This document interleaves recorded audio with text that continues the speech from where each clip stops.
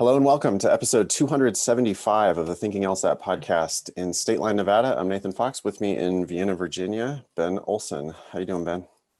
Oh, I'm doing good. I'm starving. Starving? Are you doing intermittent fasting? So you Well, only eat 1 hour a day or something like that? yeah, I am, but I this was not on purpose. I usually eat by like 11. It's 1:30. I just forgot. That's the Oh, thing. If you don't eat breakfast, sometimes you just don't get hungry. Like the hunger goes away, and then I'm like working. yeah. And I'm like, wait a sec. There's this thing I have to do, but I forgot. So What is your feeding window? What cycle are you on your I'm intermittent on a fasting? I'm on a 16/8. So I 16:8. typically like start eating around 11, stop around 7. Got it. Yep. How long you been on that? According to my app, like 200 days. Wow. Um, yeah, I was just reading, or I listened to a podcast where there was a doctor on talking about all of the, seems like crazy health benefits that they suspect intermittent fasting has, or fasting period has. Yeah. Yeah, it's weird. I actually read several books from totally different angles. One was on the keto diet, one was on don't do the keto diet, Mm, another was on circadian rhythms, and all of them had one consistent theme. Oh, well, you might benefit from intermittent fasting. Like what we're yeah, talking about here will probably be enhanced by that. It's like, okay, everybody's saying that, so let me right, do that. right. Yeah. Yeah, it does seem to make a lot of sense. What do they call it? Autophagy? Yeah. Where Mm-hmm. your body basically just starts eating itself, and it starts with like the fucked up shitty cells Yep. first. So that's Yep. why they think it prevents cancer, because you just like, if you have those regular periods where you don't consume any calories, then your body just has to like go through and ruthlessly get rid of the questionable cells instead of just continuing to support everything in your body. Anyway. Yeah. The other kicker for me was the circadian book talked about how one all these hormones get released when you don't eat, but most people are eating all the hours that they're awake. They may Right. not even be aware of it, but they eat when they wake up and they're eating until the minute they go to bed. Right. And so there's not enough time in the time that you're sleeping for those other hormones to like it takes time for your digestive system to turn off. And then Mm, once it turns off, those hormones can start being released, but they're not because there's just not that big of a window. And so people go through their entire life not getting these things that they're supposed to get. And for me, the biggest thing was if you stop eating 2 or 3 hours before you go to sleep, then hormones that actually conflict with melatonin can now like dissipate and go away. And for me, I feel like it's helped immensely with my sleep. And, as a kid, I didn't worry about that ever, but now it's like a thing. I have the Zero app on my phone. I've hardly used it. What app are you using for intermittent Zero. fasting? Zero. Yep. Yeah. Oh, so you're doing Okay. it too. I have just barely started dabbling. Yeah. Um, I did, when I heard that podcast, I immediately did a full 24 hours. I was just like, oh, I had eaten at Yeah. 1 o'clock, and I was like, Yeah. yeah, I'll just wait until 1 o'clock tomorrow. I like ended up forgetting. I didn't even like, I wasn't, you have a million like little impulses to eat, Yeah. but then they go away kind of, Yeah. because it's just like you Yeah. realize, I mean, for me anyway, I Yeah. realized that like I'm just eating out of habit. It's just like Mm-hmm. something to do, you know. Yeah. And 100%. once you stop doing that, it's crazy. You like have all this time, and you just like, what am I supposed to do? And yeah, I forgot. And then I did like the next day, I think I did like a 18/6, Mm-hmm. and the same thing, like 18 Yeah. hours was up, and I just like forgot. It was like 19 or 20 hours or something before I like did it again. Um, I don't know. Yeah, I'm messing around with it. It's something to do, or something to not Cool. do, I guess. Yeah.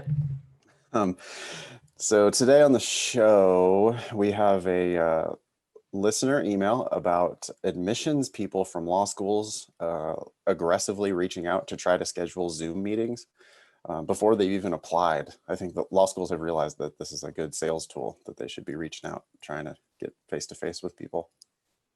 This is why the world is never going to change, right? Like people figured out Zoom, and now why would you go back?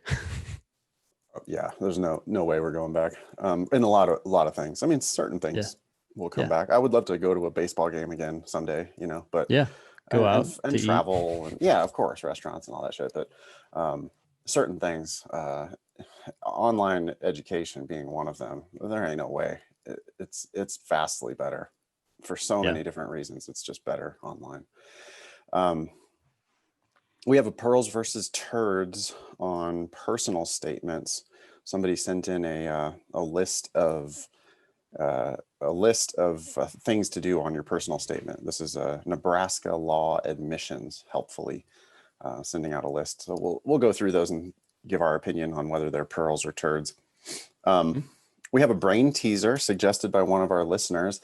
I already did the brain teaser back and forth with the listener, but we're gonna see if I can stump Ben with the brain teaser. Oh, great. We have a we have a I did figure it out, Ben, so don't be stressed. What? Okay, yeah, that helps. Thanks. We have a student update, a Demon user who went from 148 to 169 and got a full ride to law school. We have our recurring feature on the show, Hills to Die On. I think we might talk about some non-law school or non-LSAT related ones today. I have at least Okay. one that I would like to talk about. And then we have a logical reasoning question from Prep Test 65. So don't worry, you're going to get some actual LSAT content in here. This show will air on Monday, December 7th. That means you have about a month to register for the February LSAT Flex. I really wish they would stop saying LSAT Flex because it's just the LSAT now, but they've got that brand going. It's like seems like they're never going to stop saying LSAT Flex. And I guess, yeah, we're still about a month away from the January LSAT. You can email the show, help@thinkinglsat.com, if you want to get on our agenda. We really like hearing from you. So, tell us what you like about the show. Tell us what you wish there was more of, less of. And if you have questions or comments or want to send in your personal statement or whatever, help@thinkinglsat.com, please. Please also, if you're a listener of the show, find us on iTunes and subscribe. And if you can, write a review. It really actually helps us. It's the one thing we can do to outsmart these algorithms is to actually write a few words about the show. So if you want to do us a favor, just say, hey, these guys are good or bad or otherwise on a review on iTunes. Ugly. That's fine. Yeah. Okay, before we get into the content, one more little administrative thing. If you have a fee waiver, if you are fortunate enough to have gotten the Law School Admission Council fee waiver, you should email help@lsatdemon.com because you can get the LSAT Demon at dramatically reduced prices for $30. We're going to give you 4 months worth of Demon Basic, and the only reason why we have to charge you the $30 is because that's what the LSAC charges us. So we're trying to give it to you, Demon Basic, for free if you qualify for the LSAC fee waiver. Also, if you have an LSAC fee waiver, we'll give you 20% off Demon Premium or Live. All right. Ready to do this first email? Yeah, let's do it. Hi, Ben and Nathan. The subject of this email, by the way, is podcast question regarding law school pre-application Zoom meetings. Many law school admission emails and law school reps at the Zoom events keep offering to set up one-on-one Zoom meetings with potential applicants to discuss their individual circumstances or questions and to make their application as strong as possible. Oh, I see. Okay, sorry. They can discuss their individual circumstances or the questions they might have to make their application as strong as possible. If an applicant has any potential weak areas in their application that they need to figure out how to frame, do you think it's a good idea to do these one-on-one meetings to get help with the application? Or will it just alert the admissions team to that weak area of your application? Yeah, this is weird. It's like going to the other side of your court case and saying, well, I'm worried about this Yeah, part of my application. right. Asking the fox for advice about how to fix your hen house, right? Like, Yeah. are there any security risks here? Like, I what do mean, you think we should do? Here are yeah, the keys. yeah. Um, hmm. Uh, I mean, I think I have an easy solution though, which is, yeah, do these meetings with schools that you actually don't want to apply to. Yeah.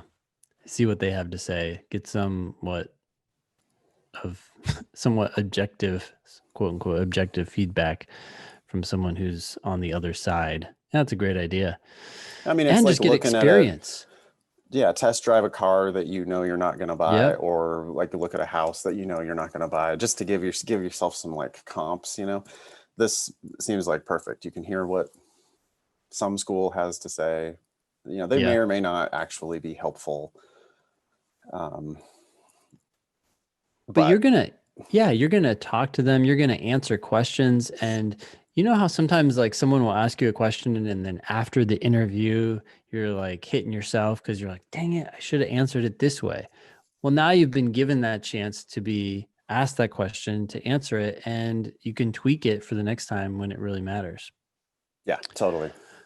I've thought about, this person continues, I've thought about reaching out to my top choice schools to ask how they view letters of recommendation from community college instructors. You don't need to reach out to them about that. They don't give a shit about that.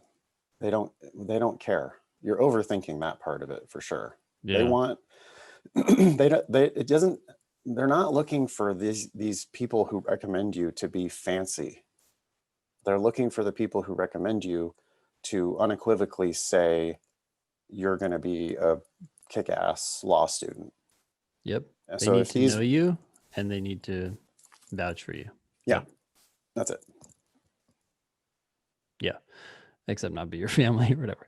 Okay. Yeah. Anyways, hopefully that's obvious. I have 2 associate's degrees and finished my bachelor's in 3 semesters after transferring.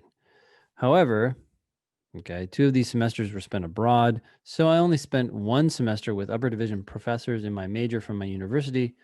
I barely know them and was lazy in my work because I had senioritis after 7 years of school, even though I got A's in their classes. Okay, you definitely don't want to reach Don't out. say any of this. Yeah, none of that is making you sound any By the better at way, all. this is one problem, and this is probably why they love these one-on-one interviews.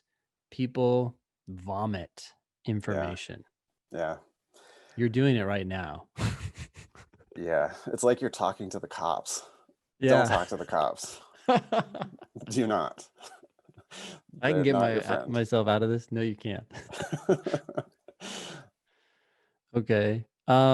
Basically, my community college professors know me much better, and I was a stronger student in those classes. Great. That's why you should select them. You don't need to tell anybody why. But they are all adjunct, and some don't even work at the school anymore. So I'm wondering if a letter from them, presumably not on academic letterhead, will be frowned on.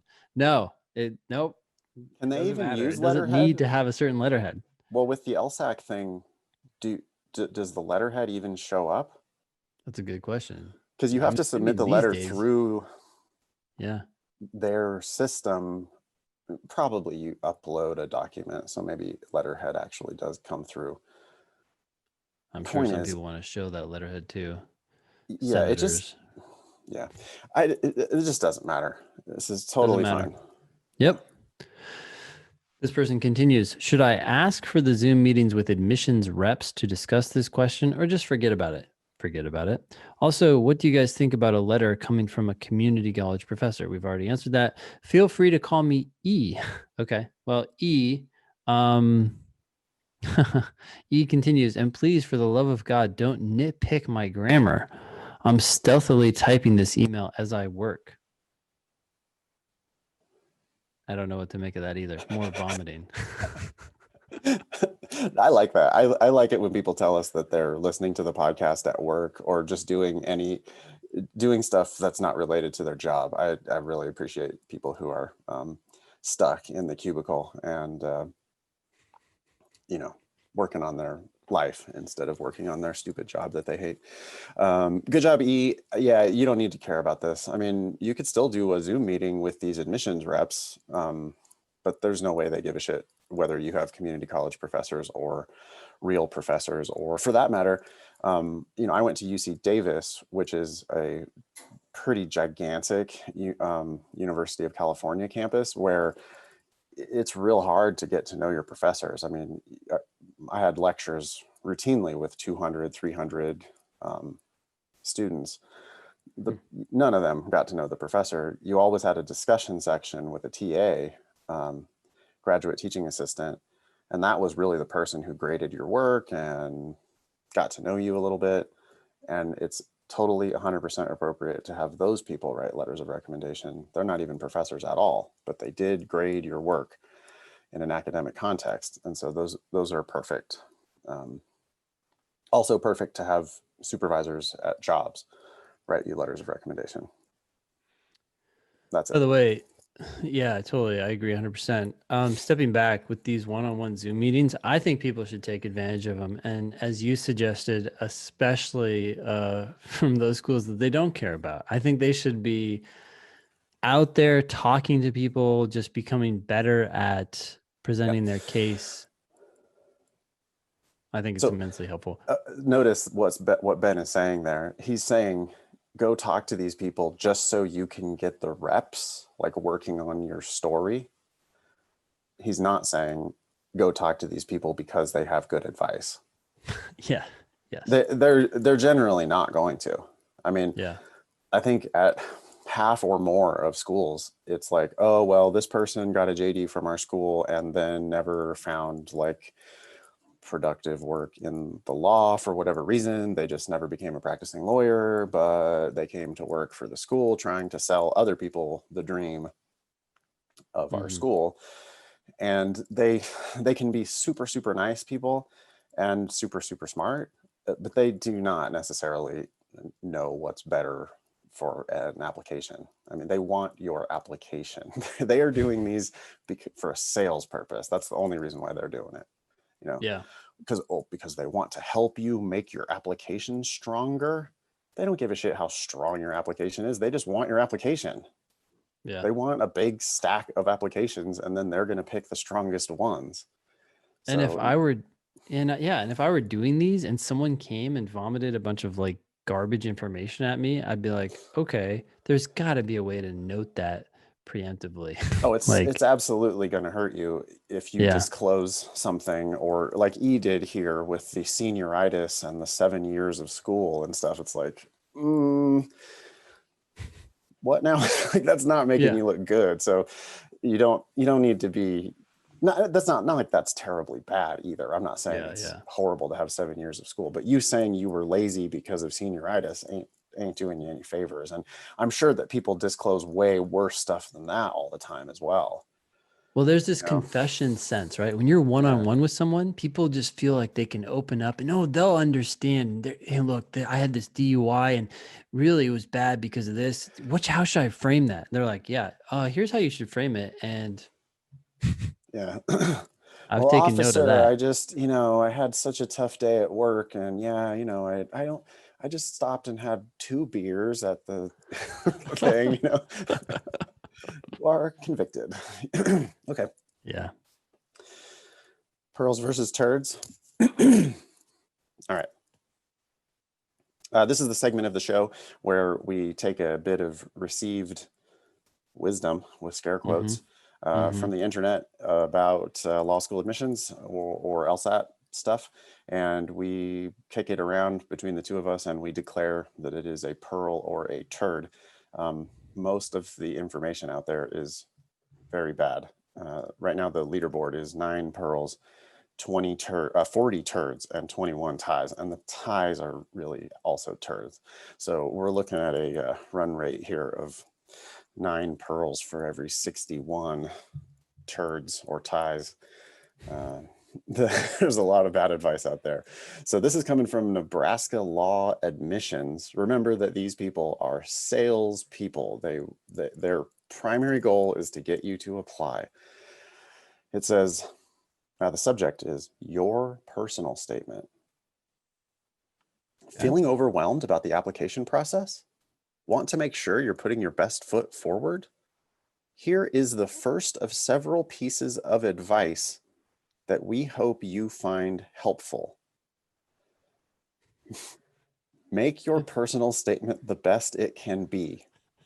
Period. They bolded that. That's like giving an Olympic runner some advice. I want you to run as fast as you possibly can. I was this was like 15 years ago, but my buddy Andy qualified for this kind of big deal golf tournament. He's a really good player, and I went to watch him, and his parents were out there watching him, and he managed to make an eagle on one of the holes, which an eagle is really, really good. Is that a An double? eagle Is that 2 under? it's What like is a that? double birdie. Yeah, it's 2 under Yeah. par on one hole, Okay. right? It's a par 5, right. and he makes 3. Okay. Okay. And it's an eagle, and we're like walking down the next fairway, and I think it was his mom was just like, Andy, eagles are good. Why don't you make more eagles? That was I love the innocence. Like, what? Why aren't you trying for more of that? Yeah, we are. Okay. yeah. Patty's very smart, so I think she was doing it with a tongue-in-cheek kind of, but Oh, good. Yeah. it was still pretty amusing. Okay. I can definitely see the moms though that are like doing it. Yeah. Wow, you got 2 under par on one hole? Yeah, do more of those. Yeah. Okay. That's good. Yeah. All right. Here. Okay. So now we have 5. It's a numbered list, which makes me question, why did it say in the previous paragraph, here is the first of several pieces of advice that we hope you find helpful. Boy, that sentence could have just gone, huh? Like, yeah. it wouldn't have done anything. That added nothing to the email. Okay. Number 1. Check the guidelines for the school to which you are applying. How many pages should it be? Hint, Nebraska law recommends 2 to 3 double-spaced pages. Nothing wrong with that advice so far. No. You do need to follow the instructions. So yeah, that's rule number 1 of lawyering. It's not exactly like brilliance, but it's a solid bit of advice, I would say. Especially for all the idiots who break it, right? Like if you don't follow their instructions, that's not good. Yeah. 2, try to find a compelling way to begin your personal statement. Many applicants choose to talk about something unusual they've done that connects to their scholastic abilities and ambitions, or tell a story that describes how they became interested in law. Actually, it says tell a story about that describes how they became interested in law. So, and isn't that so obnoxious, Ben? Because I'm looking at it here in Google Docs, and Google Docs has highlighted the typo. Yeah. And they didn't bother to fix that before they sent it out. They probably would have caught it if their shit wouldn't have been so long, but it's just so long and wordy that then they give themselves multiple opportunities to fuck up. Anyway, it continues. A snappy beginning grabs the attention of the admissions committee right away. What do you think, Ben? Well, I don't like this second example. Tell a story about that that describes how they became interested in law. That's just going to invite people to tell origin stories, which are going to be young and naive. I still haven't seen one personal statement that talked about how they became interested in law that I thought was any good at all. I'm just so not interested. They all sound the same. They're not interesting in the slightest. They're just, I mean, it's always, I always used to negotiate my bedtime with my parents, and they said, you're going to be a good lawyer someday. I stood up for my friends dumb. on the recess playground. Okay. Yeah. Or the plight of the downtrodden, right? Like you encountered some poor person who was getting the shaft by their landlord or whatever, and you decided to do some research on landlord tenant law or whatever.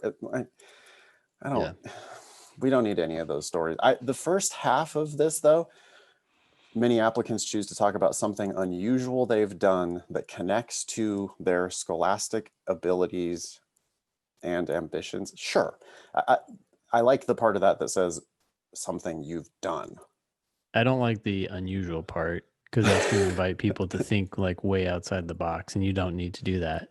Well, I think you specifically don't want to think way outside the box, right? I Yeah. mean, they want people who are going to like go along to get along and dutifully pay tuition for 3 years and not rock the boat.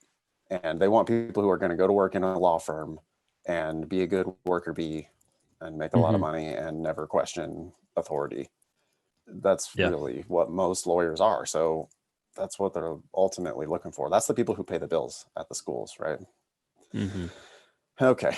Um, Number 3, next, tell about experiences you've had or classes you've taken that either demonstrated your aptitude for legal studies or reinforced your desire to study law. Think about this part of your personal statement as a substitute for an interview. If you had the chance to tell the admissions committee about yourself, what would you say? Write those things here. This paragraph is like a amalgam of random pieces of advice. It's like one thing is to talk about your aptitude for legal studies. That's a recipe for disaster. Oh, I have what it takes to research and write, blah, blah, blah. Reinforce your desire to study law. Again, that's just inviting people to say anything that anyone could say. Yeah, And then it's asking you to imagine what you'd say in an interview. I mean, this advice is just all over. yeah, it is kind of random. It's supposed to be about you, facts about you. That's what we're looking for. I'm not really inspired. I mean, I love ones, I love personal statements that talk about projects that you've done, work projects that you've done. It could be a volunteer project that you've done. It could be a school project that you've done, but like sort of like an achievement. Hmm. Classes that you've taken, I don't know, man. We see personal statements a lot, Ben, where it's like, well, and then I took a legal ethics course as an undergrad, Yeah. or like a business law course. I think I took a couple of those in my various and maybe took one in undergrad and maybe one in my master's somewhere. It- I hate to break it to you, but those aren't real law classes. They're like adjacent, but they're not really at all like law school. And you telling me that you took that class, that doesn't really move the needle on my believing in you as a successful law student. Taking a class is inherently passive, right? You You're not. sign up and you sit back and listen. And yeah, you have to get a good grade and that's going to be on your transcript. But I don't know. It's interesting that they're asking about this. I don't know. Different schools, man, they may just be competing for an inkling of legal But like think about what paralysis. they're Yeah. doing here. Yeah. They're not. They don't. I mean, they might think that all of this is good advice, and there are like little kernels of good advice sprinkled in here. Yeah. But what they really want is for you to apply. How do they get you to apply? Well, they make it look easy, like you could do it, right? Mm-hmm. So if you're like a undergrad, you're a senior in college and you're thinking about applying to law school, you read Mm-hmm. this and you go, "Oh, I can write about classes I've taken. Okay, cool." And then you just like sit down and write your personal statement, which that's what they really want. Yeah. These Nebraska law folks are looking for you to apply to their school. So they're Yeah. giving you, sure, I mean, this is their best advice, but their purpose is to make applying to law school look appealing. That's why they wrote this email in the first place. Yeah. It's a marketing letter. So, sure, there might be little kernels of good advice here, but I don't think writing about your classes is, and certainly not why do you want to study law. I really don't buy that. Number 4, it also never hurts to include some things that you know about the school or specific faculty members to show that you've done your research and that you truly want to apply to this school. This is all in caps. A little subtle flattery is always a nice touch. Stating why you want to attend the school to which you are applying is a solid way to wrap up your essay. Oh, geez. What? What's your concern, Ben? Well, people are going to just have those generic closing sentences that say, like, for these reasons, this is why I want to apply to X law school, Right. which will best help me accomplish my goals, blah, blah, blah. And Right. Or they Google like one fact about the school, you know, and it's like put that into their personal statement. The name of one professor, put that I'm into the excited personal about this statement. clinic, which they then misspell. There would never be any need to do this with a school like Nebraska. I mean, I don't know. I shouldn't be shitting on Nebraska law. I don't know anything about them, but I'm sure they're just a fine Midwestern regional school, right? Mm-hmm. I'm going to LSATdemon.com /estimator. Sorry, not estimator. Scholarships. LSATdemon.com /scholarships. And I'm typing in like a good GPA, 3.5, and a good LSAT score, 166. And Cool. I'm hitting submit. And I'm looking for Nebraska. There it is. University of Nebraska Lincoln, ranked 76th in the country. According to our scholarship estimator, they will give you a full ride with your 3.5 and your 166. I don't think you need to flatter them. I think you need to show up with good numbers. Yeah. You know, like, because if you don't show up with good numbers, it's not going to work out so well for you. With a 156 for the exact same school, scholarship unlikely, actual cost $38,000 a year. That's a clear, there's one thing you can do. You can work your ass off on the LSAT and you can improve from 156 to 166, and you can get yourself a full ride to a school like Nebraska. And you can apply to 10 other competing schools, and you can use the exact same personal statement for every single one of those schools. And you do not need to name them. You do not need to flatter them. You know, if you do, like, if you're the type of person who's going to barely squeak in because you've shown them that you're truly interested in this school, they're going to say, sure, welcome, you're admitted. And they're going to give you no scholarship. And, Yep. you know, and that's not what we're about here at Thinking LSAT and the LSAT Demon. We want you to go to that school. Sure. If you're interested in going to school in Lincoln, Nebraska, go to Lincoln, Nebraska. Yeah. But if you pay tuition at that school, you're making a huge mistake. Yep. No reason to do that. Okay, 5. Finally, it says, edit and polish your statement. Look for words you can cut to tighten your writing. Do a scan for repeated words.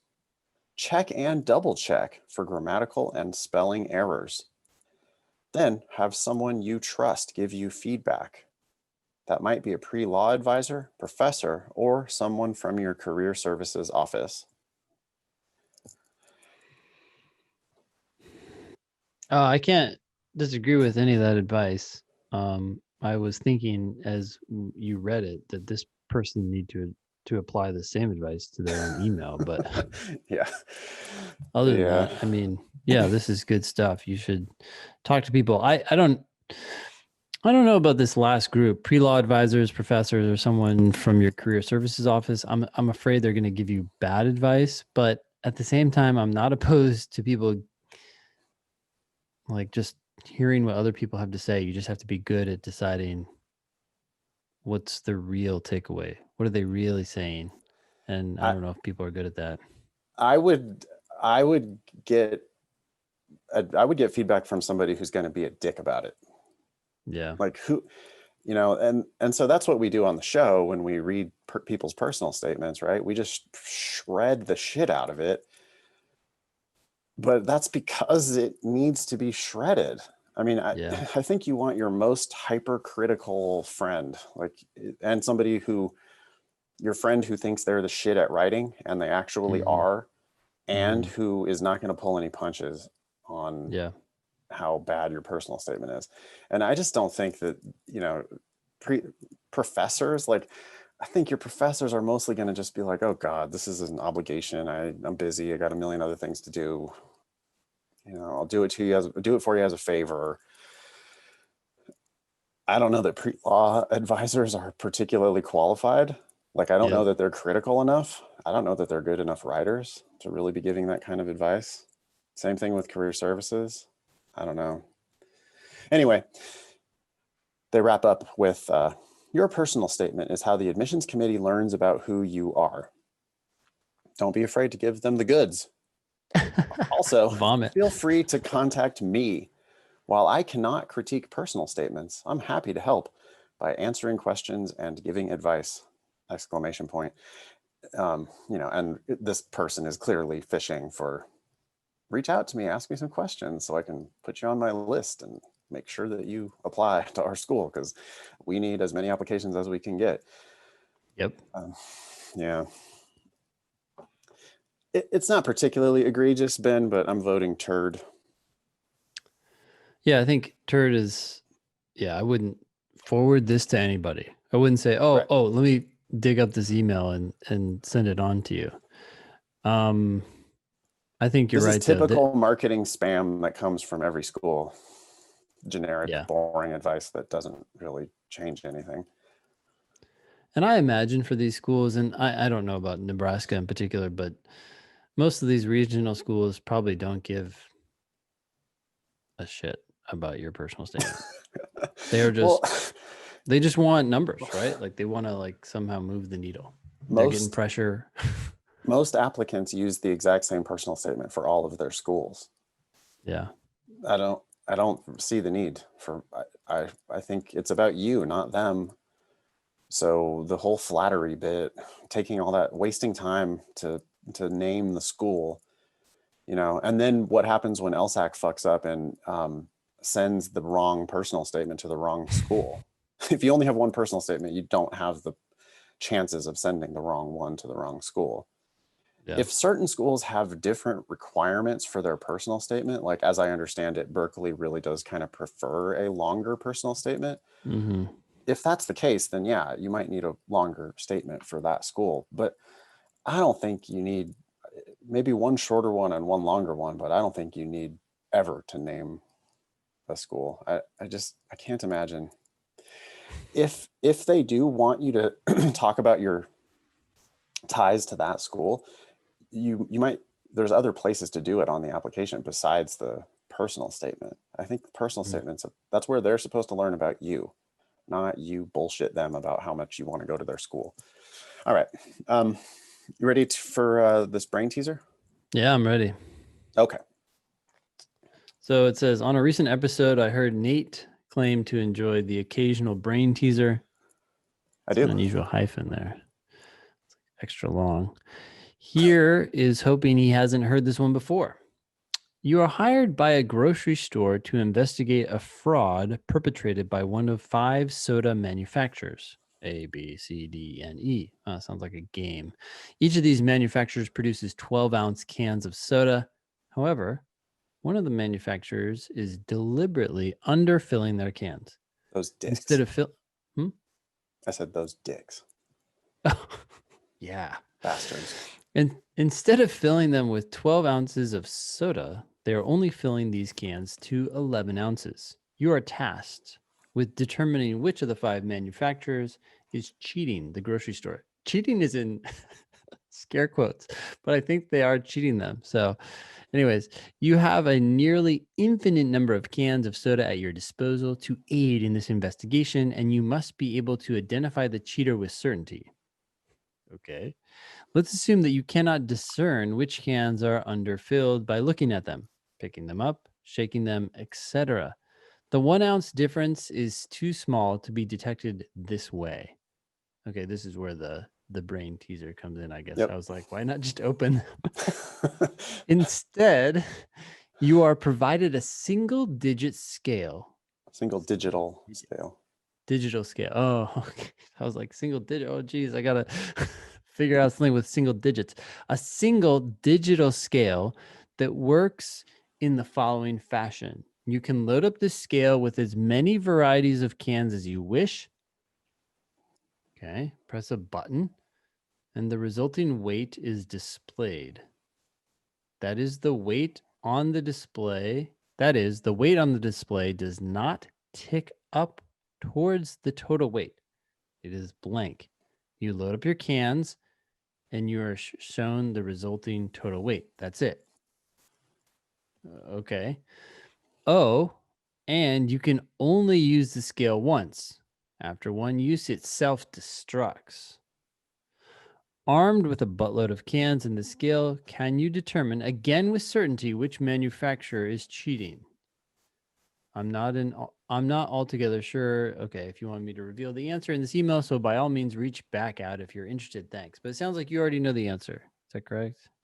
Yeah, you're gonna say the name of the person who sent us this brain teaser? Yeah, long-John. Ben's obsessed with John's keyboard. Apparently has an extra long hyphen key. Yeah. Anyways, thanks, John. Okay, so you can only essentially the bottom line here is you can only measure these cans once. Obviously, if you put one can on there, you could determine whether it's 12 or 11, but then you'd have 4 remaining cans to determine, right? Because you have cans coming from 5 manufacturers. So that Right. ain't So gonna work. well, it would work 1 out of 5 times. It would work 1 out of 5 times, right? It comes up 11, you're like, damn, I found it out with certainty. Thank you. I'll take my money and leave. Oh, yeah, Fucking we don't know how much I'm getting paid. But Columbo or whatever, like just magically solve it by luck, essentially. yeah. You would be Yeah, right 1 out of 5 times. 4 out of 5 times, you would still have you would have eliminated one suspect, but you would still have yeah. 4 remaining suspects and not know which one was the cheater. So no, that's not the solution. Okay, and obviously putting like all 5 on there wouldn't work either because you would know which one was the deficient can, Yeah, if right? you put one of each can on there, then it would just every time it would add up to 48 plus 11, 59. So you'd be like, 59. yep, one of Yeah. them's cheating. So You would know with certainty that one company was cheating. You still just wouldn't know which one it was. okay, so I haven't worked out the math here, so this is more like a a throw in the dark. But I'm thinking if I put 1, 2, like if I put 1 can of one manufacturer, 1 of A, 2 of B, 3 of C, 4 of D, and 5 of E, Yep. then depending on which one of those was the deficient can, you could determine, right? Like, for example, if the can the manufacturer that only has 1 can is 11, then you could add those all up and the weight would be just 1 down. But if it's 2, then it would be 2 down. If it's Yep. You are correct. Ben Olson has won the challenge that John sent in, and that took you about 20 seconds to figure it out. Very nice. Apparently, so John's an engineer, and this was okay. like an interview question that he had Yeah, had. yeah. Somebody had him try to figure that Wow. out, which I Yeah. think I'm sure, sorted it out as well. My solution at first, yeah, I would had this whole complicated thing about opening up the cans and then like using the cans to refill the other cans, Oh, and yeah. it would work, but that's not the point. I think in the brain teaser, we just assume that we don't open the cans. Yeah. When John said, okay, but can you solve it with the scale? Then I fairly quickly, yeah, I thought it would, I said something about prime numbers, like a different prime number of each Mm, variety of can, yeah. but it doesn't even have to be prime numbers. It could just be 1, 2, 3, 4, and 5. And then you basically just factor the result. You just like figure out how many 11s there are. It was weird because I was initially thinking I'd have to do like some, like as I was explaining it, I'm like, I'm gonna have to figure out the average. What would the actual number be? But then you're like nodding. I'm like, oh yeah, it's just 2 down or 3 down or Yeah. 4 down or 5 down. Yep. Yeah. It's just how many Okay. ounces short you Yep. are Yeah. will tell you who's the yeah. Actually, if you put 1 can of A 2 cans of B, 3 cans of C, 4 of D, 5 of E, Yeah. then I guess it's just how many ounces short are you That's of it. 5 plus 4 plus 3 plus 2 plus 1. What's that? 15. So you should have 15 times 12. Mm-hmm. However many ounces short of that you are will tell you Yeah. 1, 2, 3, 4, or 5. Which one the cheater is. Awesome. All right. That was Cool. fun. Yeah. I like these. Yeah. Thanks, John. Sorry for your Please, hyphen bashing, but please email help@thinkinglsat.com if you think you can stump us with brain teasers. That's a fun little thing to do on the show. All right. Here we have an update from a non-traditional student, 148 to 169, underrepresented minority. and non-traditional. Okay. The first line of the email: full tuition at GW. Wow. I don't know. That's what that says. It's a lot of exclamation points and it's a lot of caps. Yep. It's conveying excitement. 148 diagnostic, October 2019. Strategy prep and the demon in October of 2019. 163 on the official January 2020 LSAT. That's already a 15-point improvement. Demon in May of 2020. Then 169 on the August 2020 LSAT, which is a 21-point improvement. This is from an underrepresented minority, 46 years old, military, will be retired next fall. Master's and doctorate in music with high GPA, volunteer. Okay. Still waiting on decisions for 4 more schools: Berkeley, Harvard, Yale, Stanford. But yeah, haha. But whatever. I celebrate the eggs I can count.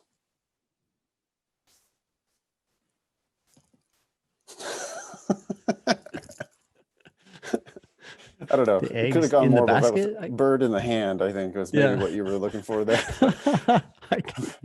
Don't count your chickens before they hatch. Yeah.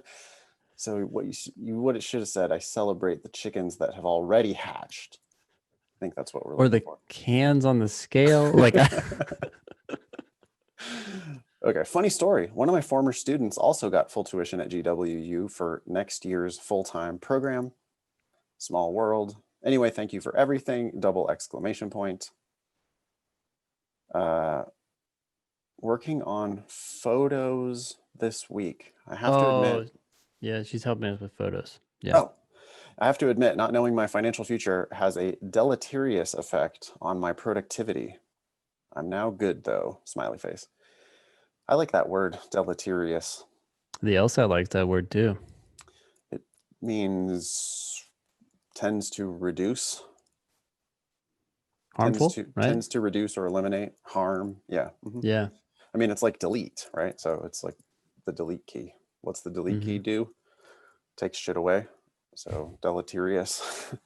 That is a good vocabulary. I've always imagined it as kind of like corrosive because it's like a negative takeaway, right? Sure. Yeah, it's not just trimming or something, right? Because trimming isn't necessarily bad, but when people say deleterious, it does have a little bit of like a stink to it, right? It's normally like for the worse. Yeah. Anyway, congratulations. We don't have a name here, but congratulations on your 21-point improvement. Congratulations on your full ride to GW. Fine law school. That's great. Don't fucking pay for law school. Yeah. Go to GW for free. That's awesome. Yeah. Fantastic. Well done. All right. Hills to die on time. Let's do it. So this was producer Annalisa's idea, where we discuss and debate unpopular opinions that you feel so strongly about you'd be willing to die on a hill over them. Like make your last stand on this unpopular opinion, LSAT related or non-LSAT related. Do you have any, Ben, that you would like to propose? Oh, I keep forgetting to like add them. That's okay. We have a few here. I think I'll come up with some as you say them. Well, I don't think they need to be many of them. I think we can do just like one, but okay. In the non-LSAT realm, one of the first things I thought of was that video games are good for kids and make kids smarter. And I believe this because of my own personal experience Mm-hmm. with, like my folks had we had a Commodore 64, Ben. Did you ever have a Commodore 64? No. It was like old school PC, and nobody knew how to use them. And it was like, it wasn't actually useful for anything around the house. I mean, I think my parents like tried to do their banking or, like balance their checkbook or something like that using Yeah. some software, but it was always like super clunky to use. And it just does it. Actually, I remember it did have like an amortization schedule. Now, of course, you just go on the internet and there's any number of tools if you want to do finance stuff like that. But there wasn't back in the day. But anyway, the person who used it the most was 10-year-old me by far. And what I used it for was video games. And the fact that I had to just learn how to use the computer so that I could play the games, one, and two, the games themselves, you solve immense numbers of puzzles in these games. Now, I'm not trying to say that like every single game is good for kids. And I Sure. don't think, Ben, you probably don't like want your kids playing hours and hours of Fortnite or Call of Duty or Yeah. whatever, like Yeah. Yeah. sort of mindless run around and shoot stuff. But I totally believe that puzzle-ish games are just so good for making kids figure shit out. And one of the reasons why I've always been good at, like, I developed the idea that I could figure out anything. Mm-hmm. And I really do attribute games to that a lot. Yeah. So I'm willing to die on the hill that Hmm. most or many video games, the right video games are good for kids, and you should like actually encourage your kids. Like Legend of Zelda Breath of the Wild, your kids have Switches, right? Yeah. They love that game. It's They insane love, how well, big that world is. it's this immense open world with like challenges and puzzles everywhere, Mm-hmm. and it's just like they want to get to the next thing, and so they're going to have to figure out the next thing, and that is giving them an education in a way that school is not. Yeah, I hadn't thought about it too much, but I think you're right. I also think about Minecraft and when they make all these worlds, and they even in Fortnite the other day, my third was making this whole wall around all the other players and trying to keep them in. And then they're talking about it in the car and like, oh, well, if they start shooting this, they can break down these things, but they can't break down these other things, and that's how I'm keeping them in. And I'm like, is going on? So Yeah, yeah. well, so that's my parenting advice from someone who does not have children. But I'm glad that, Ben, you're willing to vouch for my idea that video games make kids smarter. Well, I'd add to that too. Just the other day, well, Maria was playing backgammon. Have you played that recently? Hell yeah. Backgammon's another one. Backgammon was like my family game. Yeah. We would be like camping and stuff, and we would just play like hours and hours and hours of backgammon. But I started like kicking the shit out of my dad and all his friends at backgammon when I was 12, Yeah. and that game is a really good strategic game, a game of which risks are you going to take, and there's a little bit of mathiness to it, Yeah. figuring out how you're going Yeah. to use the two independent moves of the two dice. And then Yeah. Maria playing it with, was she using the doubling cube? No, that's the one part we need to like start. We just kind of started, and it's like we've ignored that. But yeah.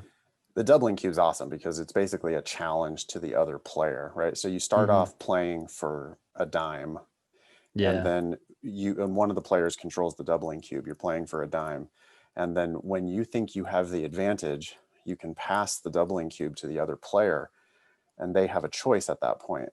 They can accept the double, in which case they just turn the doubling cube over. So now instead of Mm-hmm. a dime, you're playing for two dimes. Or they can sacrifice the game and just pay off your dime.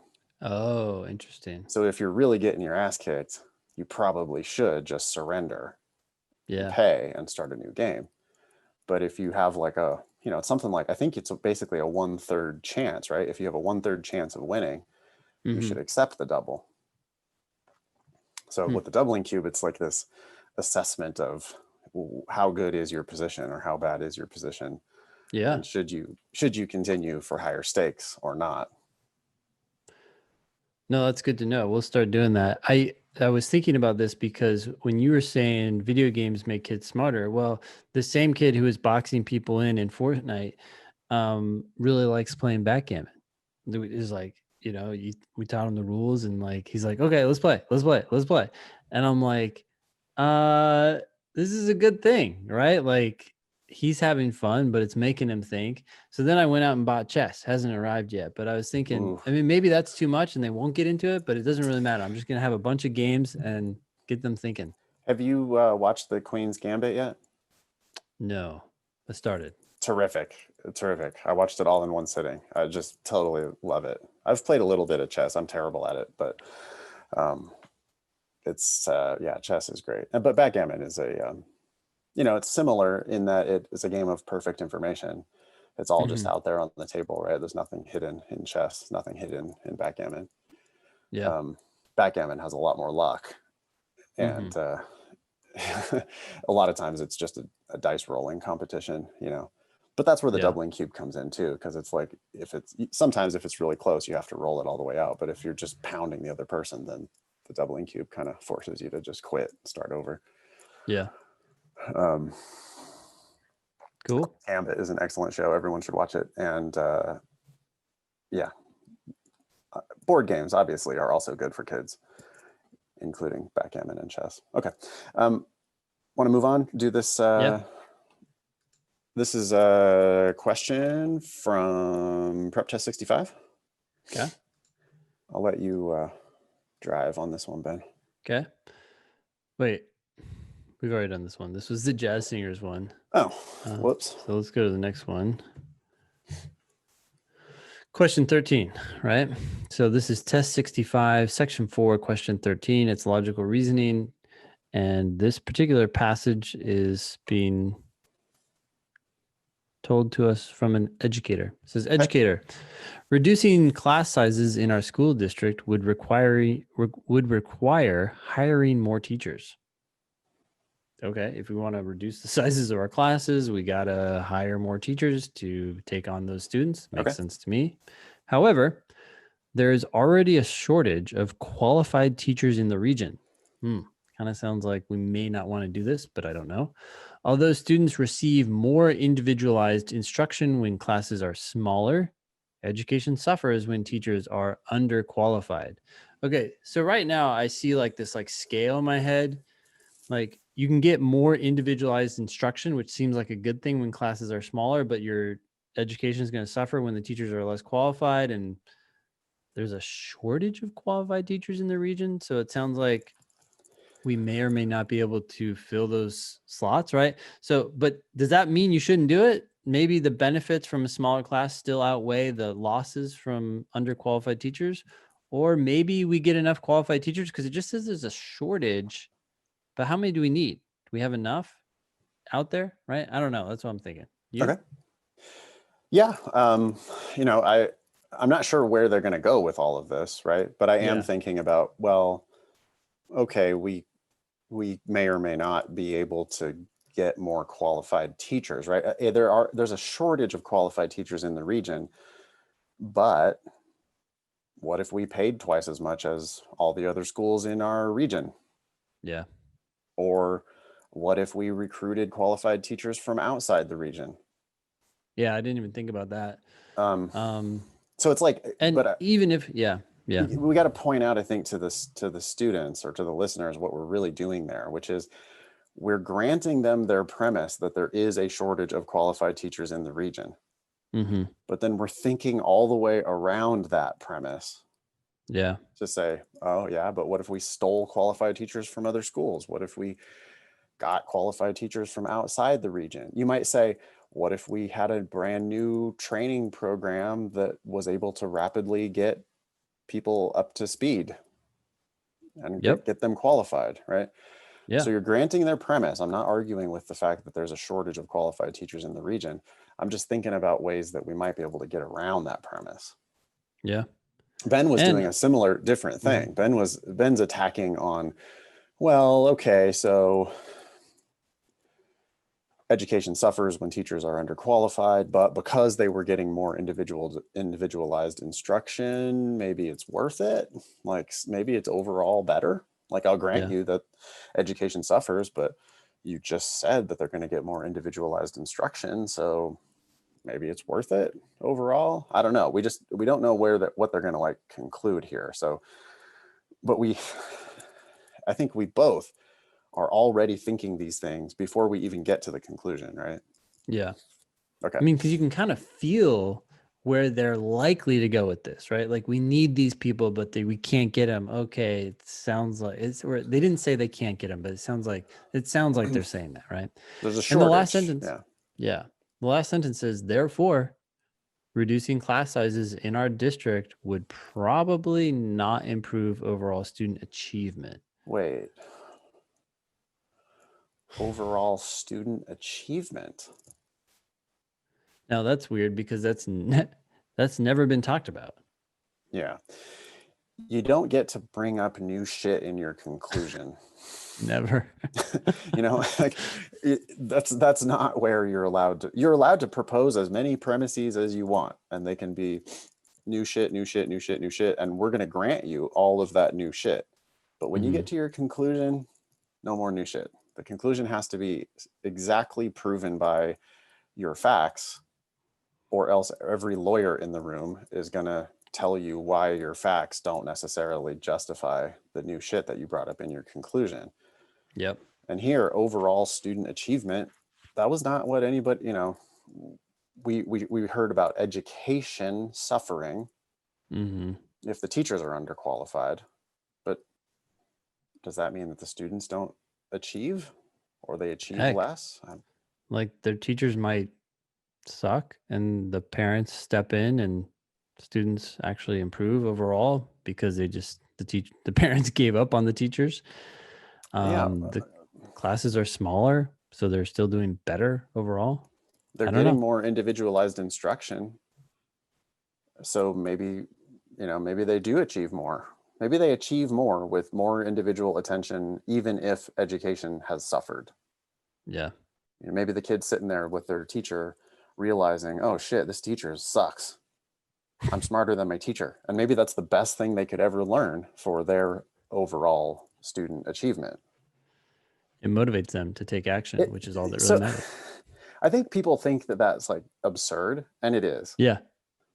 But that doesn't mean it's not a good argument. This argument is susceptible to the attack of maybe people achieve more when they have underqualified teachers and their education has suffered. It's not impossible. It's still a possibility, and that's our Yeah, job. right. Yeah, If you your don't job is prove the conclusion, you failed. That's the high watermark. right. Your job is to defend your client, right? So sometimes your client did it. Sometimes your client has a shitty case, but you still should try to get them off however you can get them off. And so here, if the defense was able to prove that it's possible that overall student achievement improves when there's more individualized attention from underqualified teachers and education is suffering, but the kids somehow miraculously achieve more. I mean, that's possibly how you're going to miraculously get your client off the hook here. All Yeah. right. All that goes Question. through our head in what, 10 seconds? Yeah. I like your periods. I remember when we were talking about the hockey periods and we were talking about the Yeah. different like pauses that we take. Yeah. Yeah. As we read, we're pausing as often as we need to after every sentence. But we get down to the end of the argument and we go, new shit in your conclusion.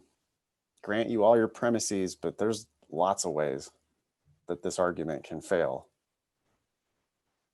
Okay, now We came up with names for those periods, but I can't remember what they are now. One was like predict, and one was like yeah, it's like assess. attack. Yeah. Yeah, attack or assess. I like attack actually for the first one. Attack. I mean, Yeah. I really want people to do the logical reasoning in an aggressive sort of a way. I want them reading this educator's argument with a chip on their shoulder. Like, Mm-hmm. I'm going to grant you all of your premises, Mr. Educator, but I am not going to grant you your conclusion. Yeah. You better prove your conclusion from the premises. Because if you don't, I'm going to tell you all the ways that you could be wrong. And that's what you got to do in that first like attack phase. Yeah. All right. So here are the 5 phases. First is to read the passage and make sure you understand it. Second, before you go to the questions, if you haven't already done so, attack it. Third, read the question, make sure you know what they're asking. Fourth, before you read the answers, predict an answer. Yeah. And 5, read the answer choices. Now, steps 1, 3, and 5, everyone is going to do. Everyone's going to read the passage, everyone's going to read the question, and everyone's going to read the answers. So to clear the deck here, focus on attacking the argument and predicting an answer. Yep. Absolutely. Those are the things you're likely to forget. Absolutely. Okay. So keep going. We haven't Yep. read the So question yet. question is, which one of the following is an assumption required by the educator's argument? This is a necessary assumption question. It's asking us, what does the educator absolutely have to agree with? What is something that they left out, but they absolutely need? Without it, their conclusion has no chance of standing. And my initial gut reaction right away is based on what we took issue with was overall student achievement. Overall student achievement. I would say the the educator is making assumptions about that, and I would look for answers that address that most likely. Yeah. And here I might have like a couple different Sure. predictions, because it's like for every weakener that I had, for every, well, what about this? What about this? What about this? They are making a necessary assumption Yep. that this isn't true and this isn't true and this isn't Mm-hmm. true.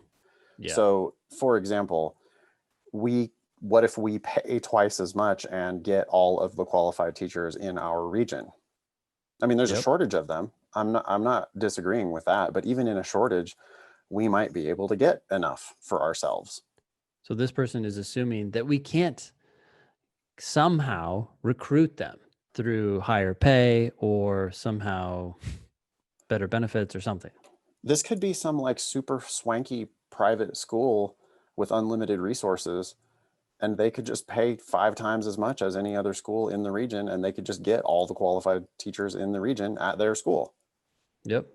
So because that's a problem with the educator's argument, the educator is necessarily assuming that that's not true. The educator is assuming, no, in a shortage, we're not going to be able to just somehow poach all of the most qualified teacher. We're not going to be able to get enough for our purposes because of the Yeah. shortage.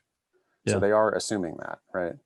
And and they're also assuming, what we were saying with our attack of about the individualized instruction. Like Mm-hmm. they have necessarily assumed that individualized instruction does not always lead to an improvement in overall student achievement. Right? They have assumed that a reduction or a education, the suffering, the education quality of education is going to suffer. They're assuming that that means there's going to be lower overall student achievement, or at Yeah. least not greater overall student achievement. Yeah. So I'm sorry I'm rambling, but the point I'm trying to make is that for every weakener, we could phrase it as a necessary assumption. Like this better not be true, this better not be true, this better not be true. You are necessarily assuming that this is not true, and this is not true, and this is not true. Yep. Okay. You're assuming that those weaknesses do not exist. Right. Yeah. Right. So and that's why we go on the attack mode first, right? We poked all the holes in the educator's argument. Yeah.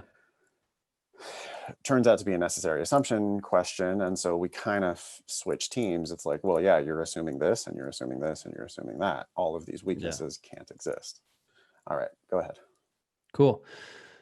So, which one of the following is an assumption required by the educator's argument? A, class sizes in the school district should be reduced.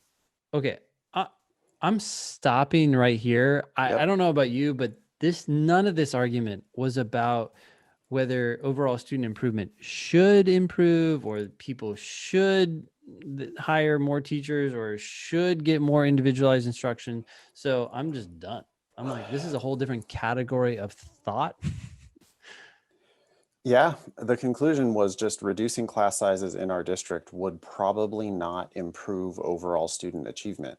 There's nothing normative there. That's just Yep. like this would or would not happen. Nothing about should or should not happen.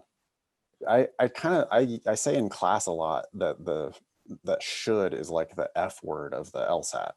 Mm-hmm. You know, like just something that like really pops out at you, Yeah. where it's like, whoa, should. Whoa, hold on a second. Yeah. And we can't say that the author must agree that anybody should or should not do anything, because the educator was not talking about what people should or should not do. Yeah. I mean, Okay. they're hoping that like the vast majority of the people taking this test probably agree that overall student improvement should go up, right? And they're hoping that you imbue that, bring that into this, and then start assuming that the argument is about that, but it's not. And they're also, you know, trying to trap you with not even recognizing the difference between would and should, Yep. right? If you read this too fast, you know, I mean, because you'll get students all the time who will be like, well, but it says overall student achievement, you know, in the answer. Yeah. Yeah. And it's like, yeah, I know, but it also says should. And the author wasn't talking about what anybody should or should not do, which makes that answer conclusively wrong. I mean, this just again reaffirms the power of reading carefully and understanding, right? Like, I so many times eliminated answers and never become even aware of the part of the answer that grapples other people and sucks away their time. Right? Because Like, you're reading carefully and expecting answer choices to be wrong. A is yeah, wrong 80% of the time. And when we get to that should, we're like, yep, that's wrong. That was not what this dude was talking about. And so we get to do a shorter version of the test. Like it's an easier test if you do it the way we're doing it, because you're just not, you don't have any time for bullshit.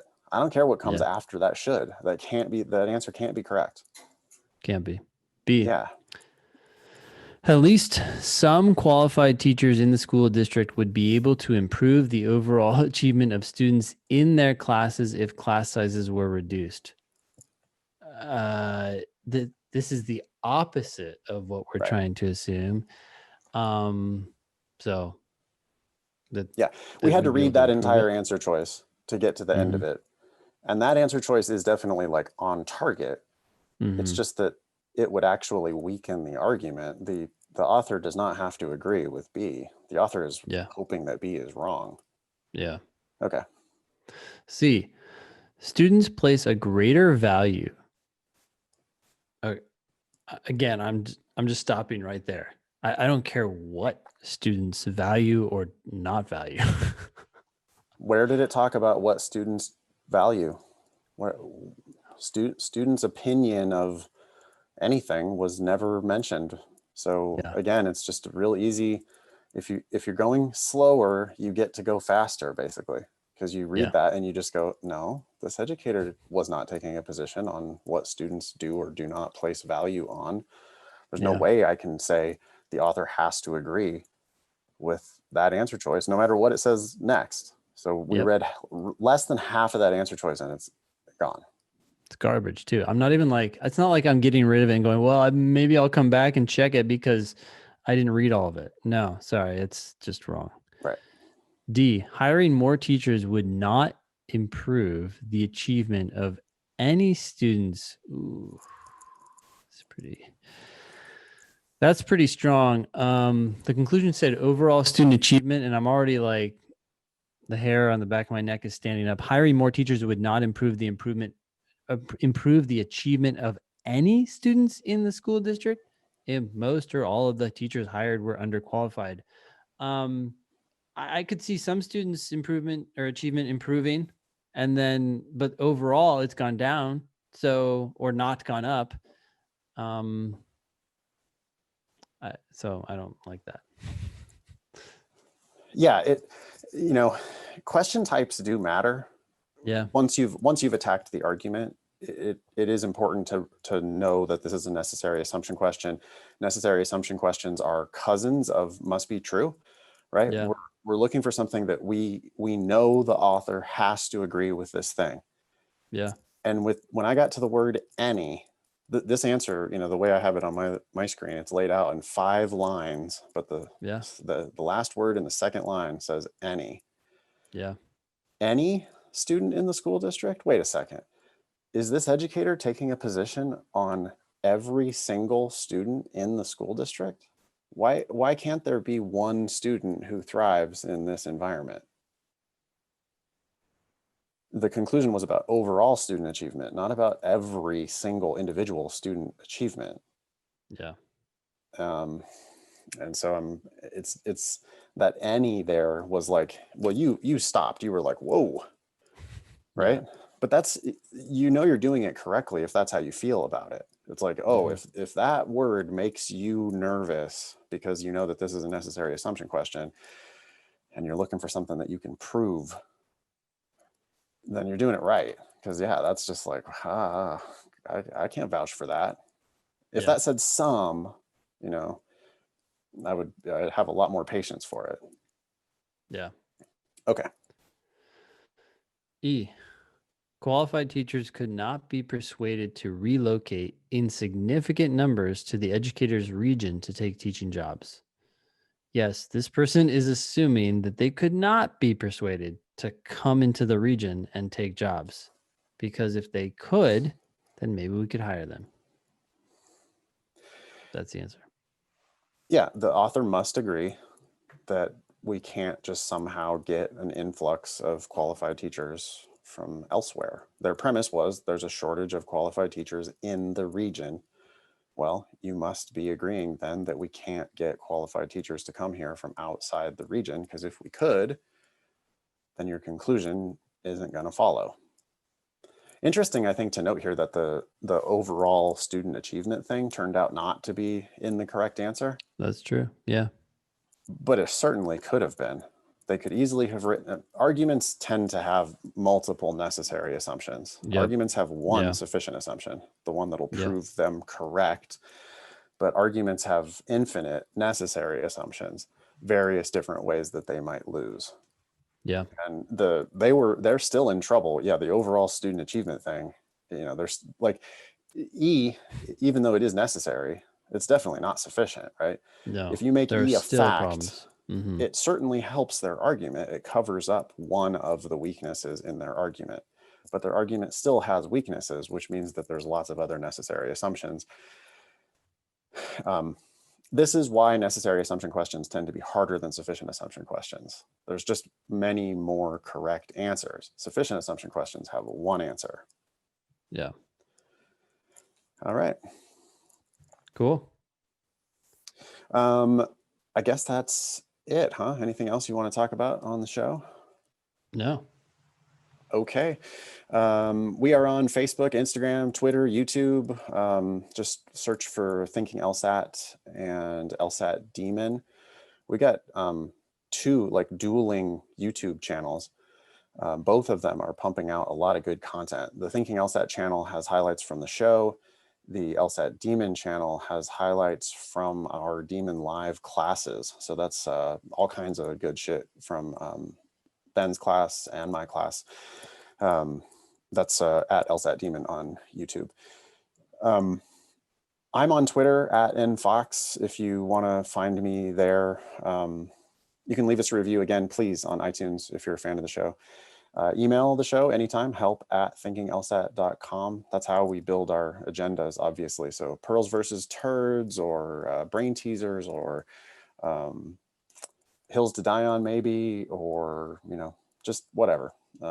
Any news that you hear about law school admissions, we'd love to hear all that stuff. Email help@lsatdemon.com if you have any questions about the LSAT Demon, which, if you like the podcast, we really wish you would just study with us for the LSAT. I'm convinced that if you're a listener of the show, if you like our shtick, you're going to love what we do in the LSAT demon. I promise you that it's a better way to study for the LSAT. It's going to be more fun. We're going to make it seem so much simpler and so much more intuitive than whatever you're doing. So check out the free trial of lsatdemon.com, and we think you're going to like what you see. Yeah. That was episode 275 of the Thinking LSAT podcast. Thanks all y'all for listening. Nice knowing you. Don't pay for law school.